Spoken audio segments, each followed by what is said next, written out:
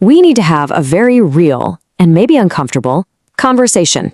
It's 2026, and if you feel like your mind is constantly on the verge of breaking, I need you to know something. That's not a personal failure. That is by design.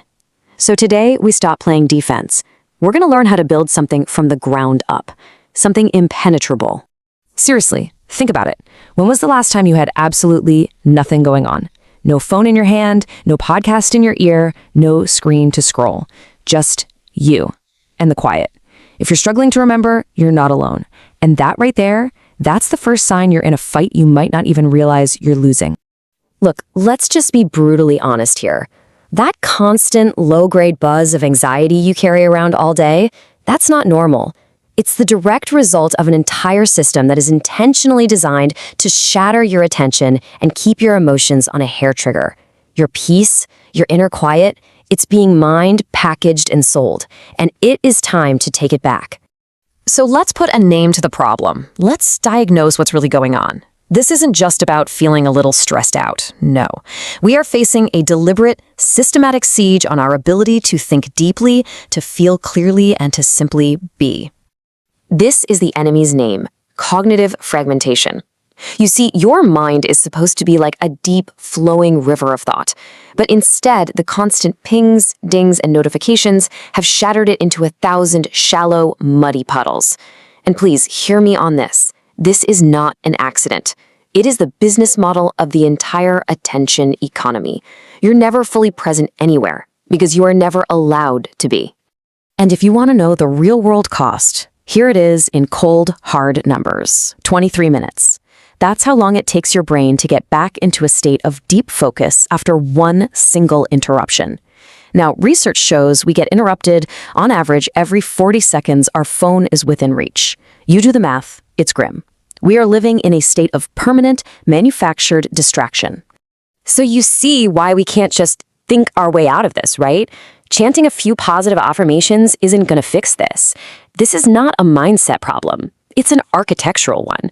We don't need another Band-Aid. We need to build a fortress, something that can't be penetrated in the first place.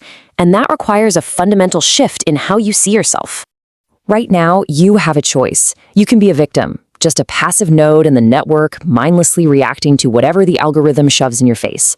Or you can become an architect. You can be the one who deliberately designs their mental environment, who fiercely protects their inner space, and who builds the actual structures that support peace. Today, we choose to be architects.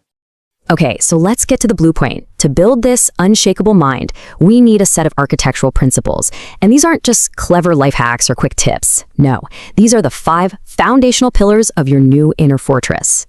Here they are. Pillar 1, discipline, stillness. This is your shield. Pillar 2, faith as a foundation. This is your anchor. Pillar 3, the audit of identity. This is your compass. Pillar 4, emotional sovereignty. This is your gatekeeper. And pillar 5, the practice of presence. This is your constant watch. So let's break down exactly how to use these tools, starting with the one that most people run away from. Let's get one thing straight. Stillness is not a spa day. It's not about relaxation. It is a workout, a high-intensity training session for your mind. You know, we run from silence because that's where all of our unprocessed thoughts, our fears, our anxieties, that's where they live. But what you refuse to face in the quiet will hunt you down in every other corner of your life. So today, we stop running. We start training. And this is your daily workout, your protocol. Just start with 7 minutes. That's it. No apps, no guided meditations, no music, just you. For the first 2 minutes, you focus only on your breath, in and out. Then, for 3 minutes, you just watch your thoughts come and go. Don't judge them, don't fight them. You are the sky. They are just the clouds.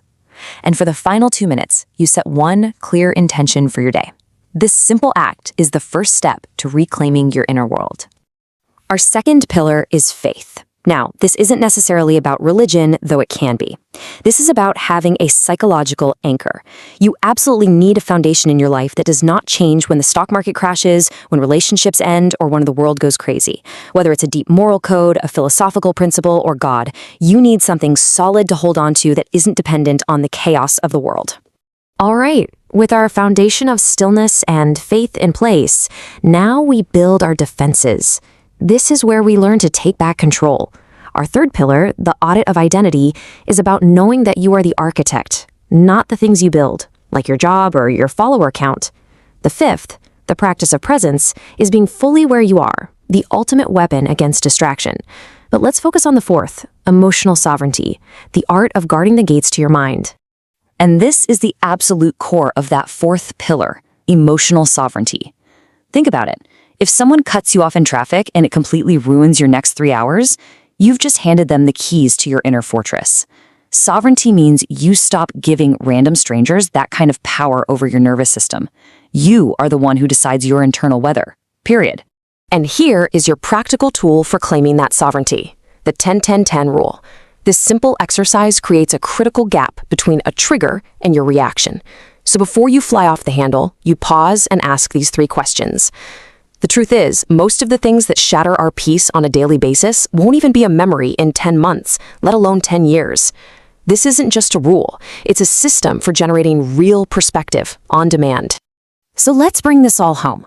I really need you to understand this. This has nothing to do with motivation or feeling good. This is about application. It's a training manual.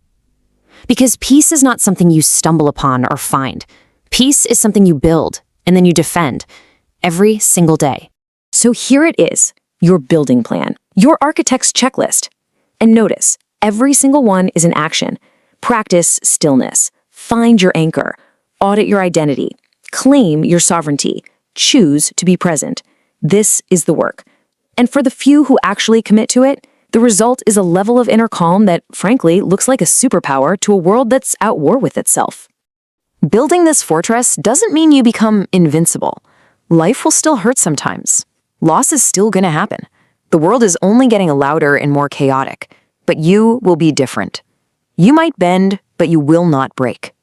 And in the end, that is the ultimate prize, isn't it? To be so grounded, so rooted in yourself, that the chaos of the world can rage all around you, but it cannot get inside. The question is no longer if you can do this. The only question is if you will. So start building today.